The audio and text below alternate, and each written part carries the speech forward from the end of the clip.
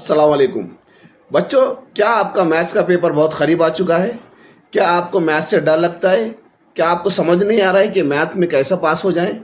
यही वो बच्चे जो मैथ में आउट ऑफ स्कोर करना चाहते हैं, समझ में नहीं आ रहा कि क्या स्ट्रेटेजी बनाएं? या ऐसे बच्चे जो मैथ्स में 60-70 लाते हैं लेकिन उनको और मार्क्स बढ़ाना है कि उसकी कोई टेक्निक्स चाहिए? तो अगरचे आप सबका सवाल का जवाब हाँ है, इन सभी सवालात का जवाब हाँ है, तो आप ये पूरा वीडियो देखिए। आज हम बात करेंगे एक ऐसे सब्जेक्ट की जिससे काफ़ी तलबा व तालिबात को खौफ रहता है, जिसका फोबिया होता है या डरते हैं। वो सब्जेक्ट्स है मैथमेटिक्स, इल्म रियाजी। अगर आपको लगता है कि मैथमेटिक्स बहुत टफ है, या आपको मैथ से डर लगता है, या मैथ्स के नाम से या मैथ के पेपर से आप एकदम नर्वस हो जाते हैं, तो यह आपके लिए आज का वीडियो काफ़ी अहम साबित होने वाला है। आप लोग आज का वीडियो एंड तक देखिए, क्योंकि इसमें मैं आपको इल्म रियाजी यानी मैथमेटिक्स के स्टडी के प्लानिंग, स्टडी की स्ट्रेटेजी बताने वाला हूँ। एग्ज़ाम से एक दिन पहले किस तरह से पढ़ाई की जाए मैथ्स की, किस तरह से इसमें स्कोरिंग कर सकते हैं, किस तरह से जो जिसको फेल होने का डर है वो किस तरह से इसको कम से कम पास कर सकते हैं, उसके ऊपर इंशाल्लाह हम बात करेंगे। दरअसल मैथ्स का डर एक्चुअली है क्या? ये मैथ्स का डर उसी तरह से है जिस तरह से बचपन में हमको या आज भी किसी छोटे बच्चे को एक अंधेरे से डर लगता है। अगर उसे डराएं अंधेरे से तो उसे डर लगता है, उसको लगता है वहाँ पर कोई भूत है, कोई जीन है, तो छोटा बच्चा अंधेरे में जाने से डरता है। लेकिन जैसे ही लाइट डाउन हो जाती है तो वो डर उसका गायब हो जाता है। मैथ्स का भी डर इसी तरह से बैठा हुआ होता है। मैथ्स का दरअसल डर ये होता है कि उसका या तो शुरुआती जमातों में उसका बेसिक कंसेप्ट जो होते हैं, उसका बुनियाद जो होती है वो स्ट्रांग नहीं होती है, या फिर उसके घर में कोई भाई बहन ने उसे डरा दिया होता है कि मैथ्स बहुत ही हार्ड है, और वो भी इसलिए डराए होते हैं क्योंकि उनका भी जो है बेसिक कंसेप्ट क्लियर नहीं होती है, तो उनको डर बैठा हुआ रहता है और वो सेम डर वो अपने छोटे भाई बहन को ट्रांसफर करते हैं। या कभी कभी ऐसा होता है कि कोई उसका जो टीचर होता है वो भी एक बच्चों को उसका एक फोबिया बना देते हैं कि हाँ मैथ्स बहुत टफ सब्जेक्ट है।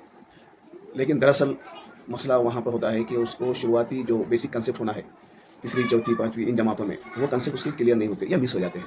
और मैथ्स का ऐसा हिसाब है कि आपके कोई बीच में एक कंसेप्ट क्लियर ना हो तो एक चेन सिस्टम होता है। आपको एक चीज़ समझ में नहीं आती है तो आगे की समझ में नहीं आएगी।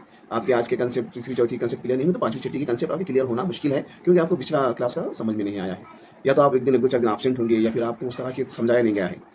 तो उस वजह से आपको फिर हमेशा के लिए मैथ्स का डर लगता है। दूसरे सब्जेक्ट में ऐसा नहीं होता। दूसरे सब्जेक्ट में आप कभी भी उसमें तालीम हासिल करके बीच के गैप भी हो जाता है तो आप उससे कवर अप कर सकते हैं। लेकिन मैथ्स को कवर अप करना आसान नहीं है, उसको आपको बेसिक पढ़ना ही पड़ेगा। बहुत सारे बच्चे तो बस बाय डिफ़ॉल्ट इस मैथ्स को एक मुश्किल सब्जेक्ट, टफ सब्जेक्ट मान लेते हैं, उसका फोबिया बिठा लेते हैं, जबकि ऐसा नहीं है। ये एक लॉजिकल सब्जेक्ट है और इसको आप प्रैक्टिस से जितनी ज़्यादा प्रैक्टिस करेंगे उतना जल्दी ये फोबिया निकल जाएगा और आपको मैथ्स सबसे आसान लगेगा, आपका फेवरेट सब्जेक्ट बन सकता है। लेकिन आपको उसकी प्रैक्टिस करना पड़ेगा, तभी जाकर ये आपका फेवरेट सब्जेक्ट बन सकता है। मैथमेटिक्स एक प्लेफुल सब्जेक्ट है, खेलते हुए सीखने का सब्जेक्ट है, और जिसमें इंटरेस्ट लेकर सीखना है। जैसे आप पजल सॉल्व करते हैं, पजल को आप इतना शौक से सॉल्व करते हैं और आप वो जीतना चाहते हैं, इसी तरह से मैथ्स को भी आप एक पजल की तरह से खेला करो। जैसे उसमें लेवल्स होते हैं, गेम्स में अलग अलग गेम्स जो होते हैं उसमें लेवल्स होते हैं, वैसे आप मैथ्स के भी लेवल्स हैं, वो लेवल्स अचीव करते जाइए, आपको बहुत खुशी महसूस होगी। ठीक है, इस तरह से जैसे आप दूसरी बात यह है, बहुत सारे बच्चे मैथ्स को बस बुक लेकर या टेक्स्ट बुक लेकर या जो क्लास में पढ़ाया है उसको लेकर पढ़ते बैठ जाते हैं। मैथ्स पढ़ने का या रीड करने का सब्जेक्ट नहीं है। मैथ्स का एक एक प्रॉब्लम आपको लिख कर सॉल्व करना पड़ेगा। जब तक आप लिख कर सॉल्व नहीं करेंगे तब तक आपको मैथ्स के कंसेप्ट समझ में नहीं आएंगे। आपको रट्टा मारना नहीं है, हाँ थोड़े बहुत ज़ाब्ते हैं, उसको आप थोड़ा बहुत वक्त देकर याद कीजिए, लेकिन ज़ाब्तों के पीछे भी लॉजिक होती है। अगर आप वो लॉजिक समझ जाएंगे तो आपको ज़ाब्ते भी याद करने की ज़रूरत नहीं है। तो सबसे अहम है, मैथ्स को आप रट्टा मत मारिए, आप पढ़ते मत बैठ जाइए। बाकी सब्जेक्ट्स की तरह मैथमेटिक्स को आप प्रैक्टिस कीजिए, एक एक सवाल हल कीजिए, हर अलग अलग टाइप के सवाल को हल करते जाइए। अगरचे आप रट कर जाएंगे या पढ़ते जाएंगे मैथमेटिक्स और हल नहीं करेंगे, प्रैक्टिस नहीं करेंगे, तो मसला ये होगा कि आप जब एग्जाम हॉल में जाएंगे तो जब आपको वहाँ पर तो स्टेप बाय स्टेप सब लिखना पड़ेगा, तो आप जब स्टेप बाय स्टेप लिखेंगे तो आप भूल जाएंगे, क्योंकि आपने पढ़ा है ना, लिख कर नहीं किया ना, आपको समझ में नहीं आएगा कि कहाँ पर रुकावट आएगी। जब आप घर में प्रैक्टिस करेंगे तो आपको समझ में आएगा कि आपने कहाँ पर क्या रुकावट आ रही है, तो फिर से आप देखेंगे और सॉल्व करेंगे तो फिर आपका सही होगा। लेकिन आप डायरेक्ट जाकर एग्जाम हॉल में बैठेंगे और वो लिखने की कोशिश करेंगे तो आप नहीं कर पाएंगे, फिर आप वहाँ भूल जाएंगे। तो इसके लिए आपको कह रहा हूँ मैं कि आपने मैथमेटिक्स को प्रैक्टिस करना है, हल करना है, कम से कम 400 500 1000 पेजेस भरना चाहिए, तब जाकर आपका एक मैथ्स का एक पार्ट हो सकता है। अब सवाल एक ये आता है कि मैथमेटिक्स में हाई स्कोरिंग किस तरह से किया जाए। मैथमेटिक्स में आपको अगर हाई स्कोरिंग करना है तो सबसे पहले आपको हर एक कंसेप्ट समझना पड़ेगा, हर चैप्टर का हर कंसेप्ट आपका क्लियर होना पड़ेगा। अगर चाहे आपको आउट ऑफ मार्क्स लेना है तो उसके लिए आपका हर सब्जेक्ट पे कमांड हासिल होना है, हर सब्जेक्ट के कंसेप्ट ज़ाब्ते सभी पता होना चाहिए, लॉजिक पता होना चाहिए, और आप हर एक प्रैक्टिस सेट जितने टेक्स्ट बुक में दिया हुए हैं वो सभी प्रैक्टिस सेट को हल करना पड़ेगा, सभी मशकी सेट को आपको हल करना पड़ेगा। हाँ, एक जैसे टाइप के एक साथ 2-3 सवाल आते हैं, उसमें से आपने सिर्फ एक किया हुआ है चलेगा, लेकिन हर तरह का मशकी सेट में दिया हुआ होता है, तो हर एक तरह का आपने कम से कम एक बार, ज़्यादा करते हैं तो और बेहतर है, वो भी समझ कर करना है और लिख कर करना है, हल करना है, तब जाकर आपको स्कोरिंग हो सकता है। समझिए मैथमेटिक्स 1 में, मैथ्स 1 में 400-500 के करीब प्रैक्टिस के लिए सवाल दिए हुए हैं, तो आपने सभी मैक्सिमम 450-500 जो भी है उसमें के 20-25-50 आप छोड़ देते हैं जो एक ही टाइप के हैं तो चलेगा, वरना आपको पूरे हल करना जरूरी है।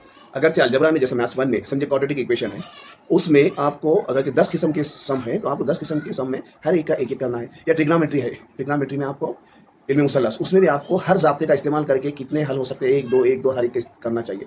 ज़रूरी नहीं कि आपने सिंपल होंगे, आसान होंगे तो उसके जो पूरे ही कर दें, 1-2 छोड़ दीजिए उसमें, लेकिन हर ज़ाब्ता इस्तेमाल करते हुए हर टाइप के आपने एक हल करना बहुत ज़रूरी है।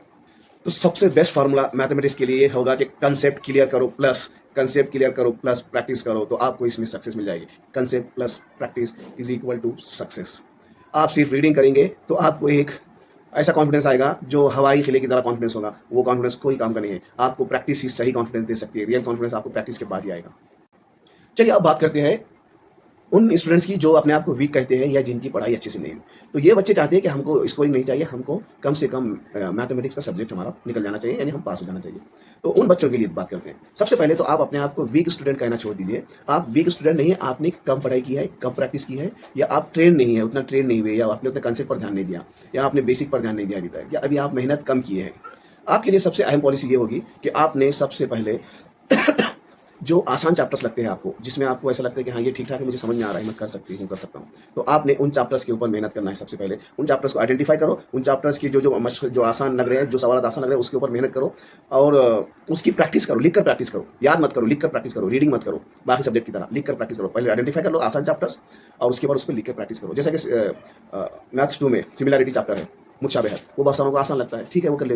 इल्म फिसागोरस का मसला, वो जो चैप्टर है पाइथागोरस का, वो भी आपको आसान लगता है, वो कर लीजिए। दायरा हार्ड लगता है, छोड़ दो दायरा को, दायरा की समझो 1-2 मार्क के रहते हैं इजीली, जो आप समझ सकते हैं 1 मार्क वाले, वो थोड़ा सा देख लो एक बार।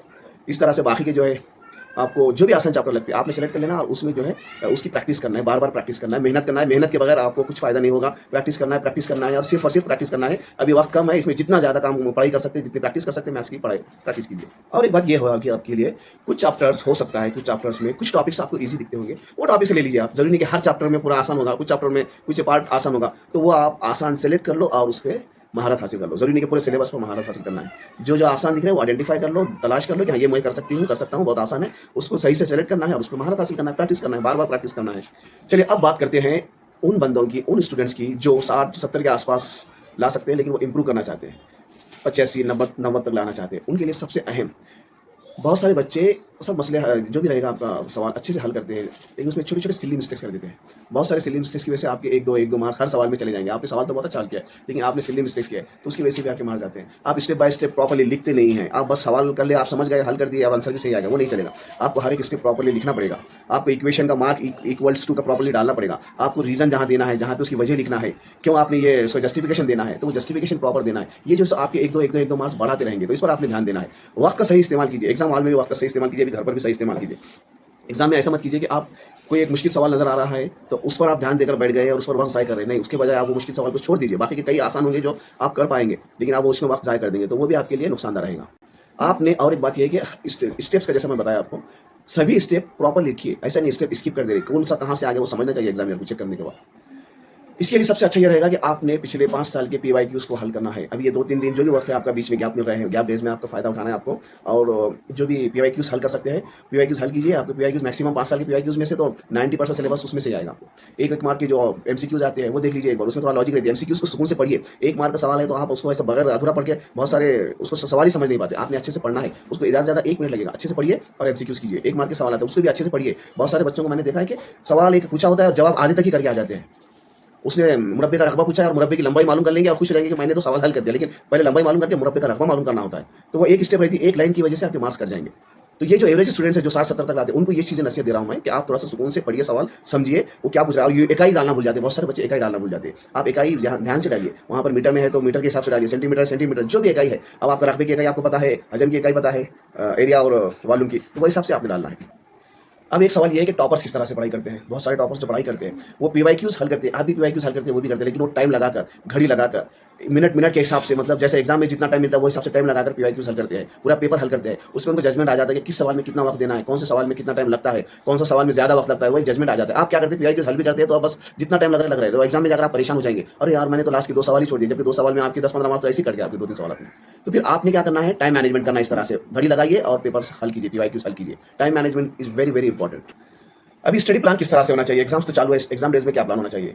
अब मेरा ये ख्याल है कि अब अगला पेपर समझिए आपका मैथ्स का नहीं है, दूसरा कोई सब्जेक्ट है लेकिन आसान है, तो आपने क्या करना है, आज कोई एक पेपर देकर आ गए, आप आज मैथ्स ले लेना है, शाम में आकर 1 घंटा फ्रेश हो जाइए, 1 घंटा 1.5-2 घंटा फ्रेश हो जाइए, उसके बाद शाम में मैथ्स के 2 आसान चैप्टर्स को, जो भी मैथ्स का है 1 और 2 का आसान चैप्टर्स को ले लीजिए और उसके पीवाईक्यूज, उसके सवाल हल कीजिए, हो गया। दूसरे दिन अगर आपको 2 या 3 दिन का गैप है और तीसरे दिन आपको कोई आसान सा सब्जेक्ट है तो ये तीसरा एक दिन उसके लिए रखिए, आसान सब्जेक्ट के लिए, और जो बचते हैं 1 या 2 दिन उसका इस्तेमाल आप मैथ्स के लिए कीजिए, जो मैथ या फिर साइंस के लिए कीजिए, साइंस अगर आपका उतना स्ट्रॉन्ग नहीं है तो मैथ्स के लिए किस तरह से करेंगे, आज आ गए आपने पेपर देकर आ गए, पेपर का डिस्कशन कुछ नहीं करना है, जो पेपर आज आपने दे दिया उसका कोई डिस्कशन नहीं करना है, बस ठीक है घर में आगे पूछ लिया, हाँ ठीक है अच्छा गया जैसे भी है, अब आप उसको डिस्कस करके ना ही आपके मार्क्स बढ़ने वाले हैं, ना ही उसमें कोई चेंजेस होने वाला है, जो होने वाला है वो रिजल्ट के दिन समझ में आएगा। तो आपने आना है, रेस्ट 10-15 मिनट, आधा घंटा फ्रेश हो जाइए, खाना खा लीजिए और रेस्ट लीजिए 1 घंटा भर। उसके बाद मैथ्स का 1-2 चैप्टर्स, आसान चैप्टर्स ले लो, 1 चैप्टर ले लो, 2 चैप्टर ले लो आसान चैप्टर्स, और रात में सोना है जब आपके हिसाब से सो जाइए, और सुबह में दूसरे दिन नेक्स्ट डे मैथ्स की जो है थोड़ा सा डिफिकल्ट लगती है या फिर जो भी आपको चैप्टर लेना है आपने ले लीजिए, और कम से कम ये जो गैप डेज है उसमें 8 से 10 घंटे आपने पढ़ाई करना है, और जो भी सब्जेक्ट ले रहे हैं, मैथ्स ले रहे हैं मैथ्स लीजिए, और साइंस ले रहे हैं साइंस लीजिए, लेकिन अभी आपके मैथ्स और साइंस के अलावा आसान सब्जेक्ट होंगे, तो मेरा ये कहना रहेगा कि आप साइंस और मैथ्स पे फोकस कीजिए, आसान सब्जेक्ट को एक दिन भी वक्त दे देंगे तो आप चल जाएगा। एक पॉइंट मेरा रह गया इसमें आप लोगों को बताना चाह रहा हूं मैं, आपको जब भी आप पीवाईक्यूज हल कर रहे हैं, जब आप उसको कंपेयर कर रहे हैं तो कहीं ना कहीं आपको मिस्टेक्स नजर आ रहे होंगे, कहां पर क्या मिस्टेक्स हुई, आपने कहां पर सवाल समझने में गलती की है, कहां पर इकाई नहीं डाले, यूनिट्स नहीं डाले, कहां पर आपने सवाल अधूरा हल किए, हाँ कहां पर बेसिक में कुछ गलती हो गई, ये आपने पॉइंट्स बनाना है, लिखना है, और उस पर लास्ट में रिवीजन के टाइम पर इस पर भी फोकस करना है कि मैं यहाँ पर मेरी गलतियां ज्यादा होती है तो ये गलतियां मैंने नहीं करना है, तो वो एक आप काम करना है। अब लास्ट में एग्जाम डे स्ट्रेटेजी, आप हो गया आपने एक एग्जाम, जैसे कि लास्ट पेपर आपका कोई एक दूसरा सब्जेक्ट का था, आपने वो एग्जाम देकर आ गए, आने के बाद आपने आधा 1 घंटा थोड़ा रिलैक्स हो गए, फ्रेश हो गए, लंच किया, दोपहर का खाना हो गया आपका, और 1 घंटा भर सोकर भी उठ गए। सोने के बाद अब आप क्या करेंगे, अब तो नेक्स्ट पेपर मैथ्स का ही है, तो आपने मैथ्स की स्टडी एक चैप्टर ले लिए, आसान चैप्टर ले लेंगे तो आपको थोड़ा मजा आएगा, कॉन्फिडेंस बढ़ेगा, तो और एक आधा थोड़ा मीडियम रेंज का या हार्ड वाला चैप्टर ले लो, सेम डे की बात कर रहा हूँ, एग्जाम देकर आने के बाद हो गया। दूसरे दिन रात में सो जाइए, जल्दी सुबह जल्दी उठिए, और सुबह वही 8 से 10 घंटे का अपना प्लान बनाइए, और थोड़े से जितने बचे हुए चैप्टर से आपको 1 या 2 दिन का तो गैप मिलेगा, ज़्यादा से ज़्यादा शायद नहीं होगा, अलजेब्रा को 1-2 दिन का गैप है, और ज्योमेट्री को इसी तरह से अलजेब्रा को 1 ही दिन का गैप है शायद। तो आपने क्या करना है, 8 से 10 घंटे में आपने इतनी तैयारी कर लेना है, बचे हुए पूरे चैप्टर्स हो गया। अब नेक्स्ट डे आपका पेपर है, उस दिन सुबह जल्दी से उठकर पढ़ाई चालू कीजिए, रिवीजन कीजिए, जो चैप्टर्स जैसे कि मेंसुरेशन है हमारा मेंसुरेशन चैप्टर मसाहत, तो उसमें जो आपने क्या करना है, ज़ाब्ते जो है जिसमें याद करना है ज़ाब्ते, वो थोड़ा एक बार रिवाइज कर लीजिए, जो भी देखना है आपने सुबह में देख लीजिए, और मैक्सिमम आपका पेपर 11 बजे तक है तो आपने 9 बजे किताब बंद कर देना है। ऐसा नहीं कि बहुत सारे बच्चों को देखिए आप बाप के साथ गाड़ी पर बैठकर जाती है, बहुत सारे लड़के लड़कियां और पीछे बैठकर चैप्टर्स पढ़ते रहती है, कुछ रिवाइज करते हैं, तो वैसा मत कीजिए। 9 बजे तक बहुत कुछ जो भी होगा कर लीजिए, उसके बाद नाश्ता कर लीजिए, थोड़ा सा हल्का फुल्का, और जो है सो आप निकल जाइए, आप बाद में उसमें रिवीजन करने की कोशिश मत कीजिए लास्ट मिनट तक। और दूसरा उसमें यह है कि आप कोशिश कीजिए कि अकेले ही जाइए एग्जाम हॉल, अपने दोस्त अहबाब के साथ जाने की अवॉइड कीजिए। होता क्या है, दोस्त अहबाब में सभी लेवल के तो लोग अलग अलग लेवल के रहेंगे, कोई कुछ ना कुछ पॉइंट छोड़ देगा, यार ये चैप्टर इंपॉर्टेंट था, ये किया गया तूने वो किया गया, उसमें आप कंफ्यूज हो जाएंगे, और वो कंफ्यूजन में आपका कॉन्फिडेंस लेवल कम हो जाएगा। तो कोशिश कीजिए कि अगर दोस्त अहबाब के साथ भी जा रहे हैं तो पढ़ाई की कोई डिस्कशन ना हो, नॉर्मल जाइए साथ में और एग्जाम हॉल पहुंच जाइए, डिस्कशन करते मत जाइए जिससे आपके कंफ्यूजन बढ़ जाए। अब सवाल यह है कि एग्जाम हॉल में आप बैठ गए हैं, आंसर शीट पर आपकी जो डिटेल्स है फिलअप कर दिया, और आपको क्वेश्चन पेपर आपके हाथ में आ गया है। तो अब बहुत सारे स्टूडेंट्स इस तरह से करते हैं कि वो पूरा पेपर एक साथ पढ़ेंगे, शुरू से आखिर तक एमसीक्यूज पढ़ेंगे, 1 मार्क पढ़ेंगे, बाकी के साथ जब एक्टिविटी वो सभी जो है एक साथ पढ़ना चालू कर देंगे और आखिर तक जाएंगे। उसके बाद उसमें ऐसे 1-2 चैप्टर्स, ऐसे 1-2 सवाल रहेंगे जो उसको बहुत हार्ड दिखेंगे, उसके माइंड पे ओवरलोड कर देंगे। तो फिर वो जो आसान एमसीक्यूज थे, आसान 1 मार्क के सवाल थे, वो हल करते वक्त उसका माइंड उस हार्ड सवाल की तरफ जाएगा। तो मेरी ये राय है आप सभी से कि आप लोग उस क्वेश्चन पेपर जैसे ही हाथ में आएगा 1 बाय 1 सॉल्व कीजिए, पहले एमसीक्यूज सॉल्व कीजिए, उसके बाद 1 मार्क के जो स्टेप बाय स्टेप जिस तरह से वो उसकी स्टेप वैसी होती है, शुरुआत में आसान सवाल होते हैं, उसके बाद धीरे धीरे उसका हार्ड सवाल रहेंगे, तो आपने उसी तरह से करना है स्टेप बाय स्टेप। कोई एक सवाल आपको नहीं आता है तो आप उसको छोड़कर लास्ट में कर सकते हैं, लेकिन ज़्यादा कोशिश कीजिए कि एमसीक्यू कीजिए, 1 मार्क कीजिए, और एक्टिविटी बेस्ड जो है वो करते जाइए और लास्ट तक जाइए। ऐसा एकदम जंप मार के पूरे सवाल पढ़ेंगे तो आप ओवरलोड हो जाएंगे, और आपको वो एक टेंशन रहेगा वो एक सवाल का, जिसका इम्पैक्ट बाकी के आसान सवाल पर भी हो सकता है।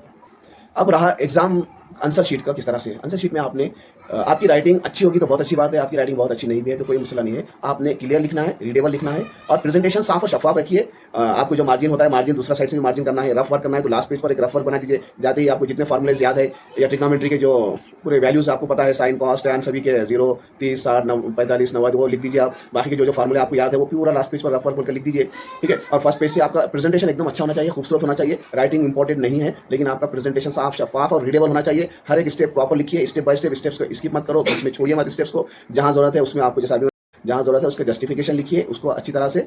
और जो रफ वर्क होगा, रफ वर्क को आप लास्ट में कीजिए, साइड में कर सकते हैं लेकिन वो साइड में थोड़ा गंदा नजर आएगा, तो आपने लास्ट पेज पर करते जाइए रफ वर्क। और दूसरी बात यह है कि आपने क्वेश्चन नंबर्स प्रॉपर्ली डालिए। आप सीक्वेंस से करते हैं तो बहुत अच्छी बात है, फिर भी क्वेश्चन नंबर डालना है आपका। क्वेश्चन नंबर ए में ए में ये जैसे पहला उसका ये आंसर, 2 का आंसर, तीसरा आंसर, 2 क्वेश्चन नंबर 1 का बी, और इस तरह से क्वेश्चन नंबर 2 का ए आपने बराबर डालना है। और कोई अगर आपको ऐसा लगता है कि आप वहाँ पर नहीं हल कर रहे तो वहाँ पर जगह छोड़िए और लिख दीजिए कि ये सवाल आप लास्ट में करेंगे वो, तो जब लास्ट में हल कर देंगे तो ये आप लिख दीजिए कि क्वेश्चन नंबर 2 का ए पेज नंबर 12 पर है। आपको जब वक्त मिलता है तो लास्ट में लिखिए, पहले हल कर दीजिए फिर लास्ट में ये लिख दीजिए वो जगह पर, ये यहाँ पर, ताकि एग्जामिनर को भी आसानी हो जाए कि जैसे वो मार्क्स की काउंटिंग करता है, जब वो मार्क्स का लिखते रहता है क्वेश्चन नंबर 2 का जो मार्क्स टोटल करके वहाँ लिख देगा, तो आप जब लास्ट में करेंगे तो फिर उसको खाड़ करके उसको फिर से करना पड़ेगा करेक्शन। तो आप लिख देंगे तो वो सोचेगा कि चलिए इसने ये लिखा है तो शायद आगे हल किया है, तो वो टोटल नहीं करेगा। इस तरह से आपने थोड़ा सा सिस्टमेटिक करना है। मेरा ये लास्ट मैसेज आप सभी को, मैथ्स से डर लगता है आपको क्योंकि आपने मैथ्स से दोस्ती नहीं की, आप मैथ्स को अपना दुश्मन समझे हैं, शुरू से दुश्मन समझे, और इसमें आपकी शायद गलती ना हो, कहीं ना कहीं आपके और साथ वालों का कहीं ना कहीं किसी ना किसी का ऐसा डर बैठ गया है जिसकी वजह से आप मैथ्स से डरते हैं, मैथ्स से दोस्ती नहीं किए। तो आप अभी आज से उससे दोस्ती कीजिए, उसको समझने की कोशिश कीजिए। मैथ के उतना आसान सब्जेक्ट ही कोई नहीं है, उसका बेसिक कंसेप्ट क्लियर हो जाएंगे तो आपको मैथ में जितना मजा आएगा शायद ही किसी सब्जेक्ट में आपको मजा आने लगेगा। तो मेरी यही रिक्वेस्ट है कि आप मैथ्स से दोस्ती कीजिए, प्रैक्टिस कीजिए, मैथ को दूसरे सब्जेक्ट की तरफ पढ़ते पढ़ते रट्टा मत मारिए, प्रैक्टिस कीजिए, लिखिए, 10 बार लिखिए, 20 बार लिखिए। जिसको ज्यादा मेहनत की जरूरत है उन्होंने 10-20 बार लिखना है, जिसका मैथ्स में अभी बहुत वीक है उन्होंने बार-बार करना है, ज्यादा वक्त देना है। 8-10 घंटे आप अगर अभी भी देते हैं 8-10 घंटे, जैसे कि 2 दिन में एग्जाम है, अभी भी 8-10 घंटे करके देते हैं, आसान चैप्टर सेलेक्ट करते हैं, जिसको हार्ड है पास होना, वो लोग इस तरह की, जैसे मैंने अभी बताया पॉलिसी, तो इंशाल्लाह आपका मैथ्स बहुत आसानी से अच्छे मार्क्स ले सकते हैं आप।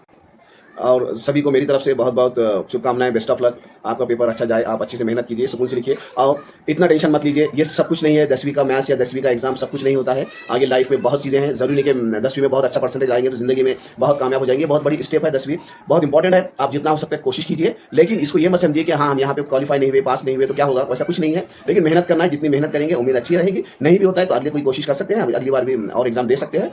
और बहुत सारे ऐसे भी बच्चे हैं जो फर्स्ट टाइम फेल हो गए एसएससी में, लेकिन सेकंड टाइम पास हो गए और वो बहुत सारे जिंदगी में बहुत कामयाब हो गए, जो उनसे भी बेहतर हो गए, जो पहली बार में 90-95% आए। तो ये सब चीज़ें अलग होती है, लेकिन फिलहाल आपको मेहनत करना है।